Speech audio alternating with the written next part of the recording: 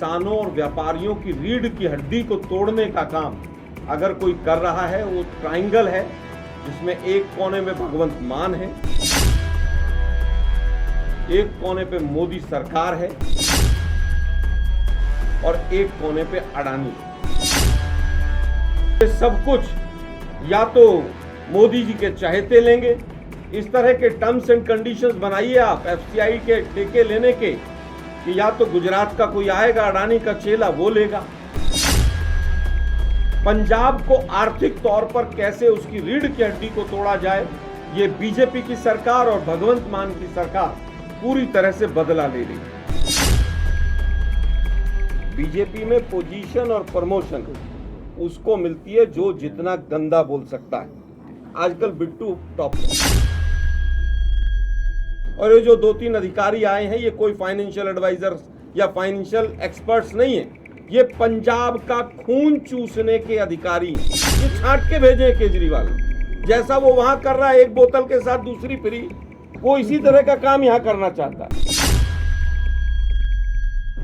आज दशहरे के दिन भी इतना कीमती समय अपना निकाल कर आए और मैं आज सबसे पहले इस वीरों की भूमि, शहादत की भूमि, गुरुओं की भूमि और किसानों की भूमि को नमन करना चाहता हूँ। आज हमारे लीडर ऑफ अपोजिशन बाजवा साहब ने बहुत इम्पोर्टेंट विषय ये उठाया है। इसमें पूरा जो व्यापारी है वो भी परेशान है, किसान है वो भी परेशान है और ये पूरी तरह से मिली भगत है। ये ट्रायंगुलर नेक्सस है। किसानों के आंदोलन को कुचलने के लिए जिस तरह से केंद्र सरकार ने काम किया, आज किसानों और व्यापारियों की रीढ़ की हड्डी को तोड़ने का काम अगर कोई कर रहा है वो ट्रायंगल है, जिसमें एक कोने में भगवंत मान है, एक कोने पे मोदी सरकार है और एक कोने पे अडानी है। अब जब हालत ये होगी कि आज 1 लाख टन के करीब मंडियों में जब धान आ रहा है, उसके बाद ये बढ़ेगा। अब 1 लाख टन को आप संभाल नहीं पा रहे हैं, उसको रखने के लिए स्टोरेज कैपेसिटी आपके पास है नहीं, क्योंकि वहां से निकासी एफसीआई ने की नहीं। तो क्या होगा फिर बाद में कि किसान मजबूर होगा, एक तरफ बादल खड़ा होगा, एक तरफ उसका खुले में मंडी में धान पड़ा होगा।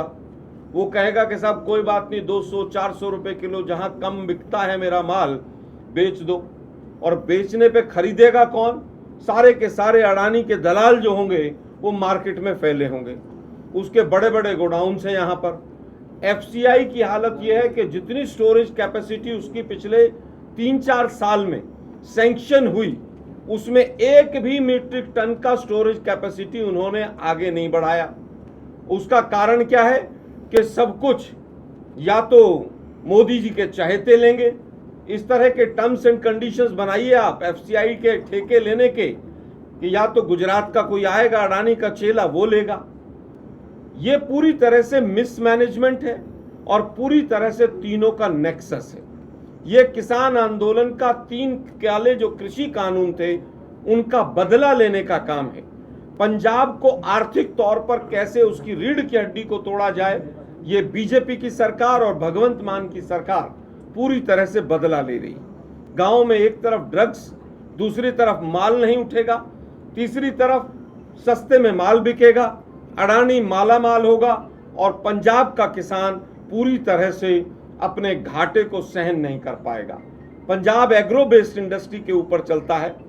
आज अगर शेलर्स को पिछले साल भी, जैसा कि बाजवा साहब ने बताया, लगभग 6000 करोड़ का नुकसान रहा, इस बार फिर अगर यही नुकसान रहेगा तो जो एग्रो बेस्ड इंडस्ट्री शेलर के साथ जुड़ी हुई है, जो किसानी के साथ तमाम उद्योग और जुड़े हुए हैं, उनको कौन संभालेगा? शेलर वालों ने जो बैंक से लोन ले रखा है उसकी इंस्टॉलमेंट कैसे जाएगी? और अगर ये सारा कुछ नहीं होगा तो अनएम्प्लॉयमेंट और बढ़ेगी। हम समझते हैं कि दशहरे के दिन आपको कष्ट देने का केवल एक ही कारण था कि ये बहुत इंपॉर्टेंट विषय है, आप मीडिया के साथ ही इस चीज को उठाएं। ये पंजाब के हित का और किसानों के हित का, व्यापारियों के हित का विषय है, तभी हमने आपको कष्ट दिया। अब हमारा कोई साथी और कुछ कहना चाहे तो, अदरवाइज पहले इस विषय पर जो आज हमने लिया है, किसी के भी भाई के कोई प्रश्न होंगे वो आप लेंगे। बाजवा साहब, अगर कोई और हमारा साथी। आज किसानों और व्यापारियों की रीढ़ की हड्डी को तोड़ने का काम अगर कोई कर रहा है वो ट्रायंगल है, जिसमें एक कोने में भगवंत मान है, एक कोने पे मोदी सरकार है और एक कोने पे अडानी है। ये सब कुछ या तो मोदी जी के चहेते लेंगे, इस तरह के टर्म्स एंड कंडीशंस बनाइए आप एफसीआई के ठेके लेने के कि या तो गुजरात का कोई आएगा अडानी का चेला वो लेगा। पंजाब को आर्थिक तौर पर कैसे उसकी रीढ़ की हड्डी को तोड़ा जाए, ये बीजेपी की सरकार और भगवंत मान की सरकार पूरी तरह से बदला ले रही है। बीजेपी में पोजीशन और प्रमोशन उसको मिलती है जो जितना गंदा बोल सकता है। आजकल बिट्टू टॉप और ये जो 2-3 अधिकारी आए हैं, ये कोई फाइनेंशियल एडवाइजर या फाइनेंशियल एक्सपर्ट्स नहीं है, ये पंजाब का खून चूसने के अधिकारी हैं। ये छांट के भेजे केजरीवाल, जैसा वो वहां कर रहा है एक बोतल के साथ दूसरी फ्री, वो इसी तरह का काम यहां करना चाहता है। आज दशहरे के दिन भी इतना कीमती समय अपना निकाल कर आए और मैं आज सबसे पहले इस वीरों की भूमि, शहादत की भूमि, गुरुओं की भूमि और किसानों की भूमि को नमन करना चाहता हूँ। आज हमारे लीडर ऑफ अपोजिशन बाजवा साहब ने बहुत इम्पॉर्टेंट विषय ये उठाया है। इसमें पूरा जो व्यापारी है वो भी परेशान है, किसान है वो भी परेशान है और ये पूरी तरह से मिली भगत है। ये ट्रायंगुलर नेक्सस है। किसानों के आंदोलन को कुचलने के लिए जिस तरह से केंद्र सरकार ने काम किया, आज किसानों और व्यापारियों की रीढ़ की हड्डी को तोड़ने का काम अगर कोई कर रहा है वो ट्रायंगल है, जिसमें एक कोने में भगवंत मान है, एक कोने पे मोदी सरकार है और एक कोने पे अडानी है। अब जब हालत ये होगी कि आज 1 लाख टन के करीब मंडियों में जब धान आ रहा है, उसके बाद ये बढ़ेगा। अब 1 लाख टन को आप संभाल नहीं पा रहे हैं, उसको रखने के लिए स्टोरेज कैपेसिटी आपके पास है नहीं, क्योंकि वहां से निकासी एफसीआई ने की नहीं। तो क्या होगा फिर बाद में कि किसान मजबूर होगा, एक तरफ बादल खड़ा होगा, एक तरफ उसका खुले में मंडी में धान पड़ा होगा। वो कहेगा कि साहब कोई बात नहीं, 200-400 रुपए किलो जहां कम बिकता है मेरा माल बेच दो। और बेचने पे खरीदेगा कौन?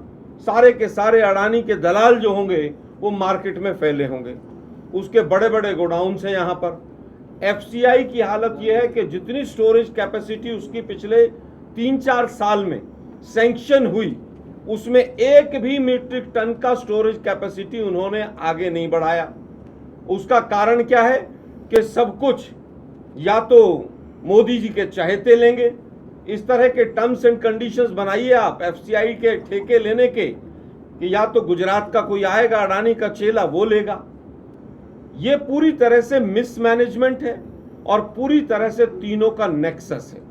ये किसान आंदोलन का 3 काले जो कृषि कानून थे उनका बदला लेने का काम है।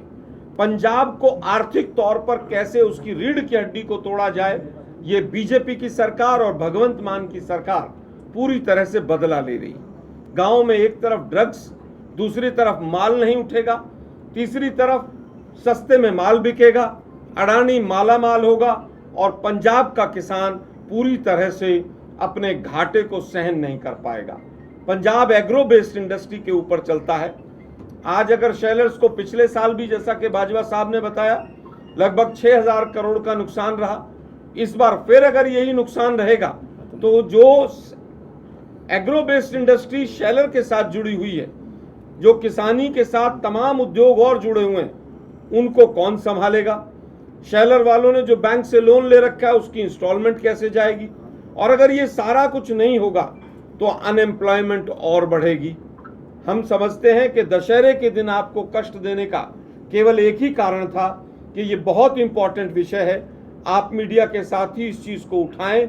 ये पंजाब के हित का और किसानों के हित का, व्यापारियों के हित का विषय है, तभी हमने आपको कष्ट दिया।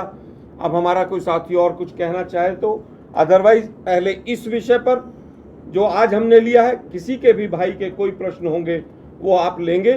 बाजवा साहब, अगर कोई और हमारा साथी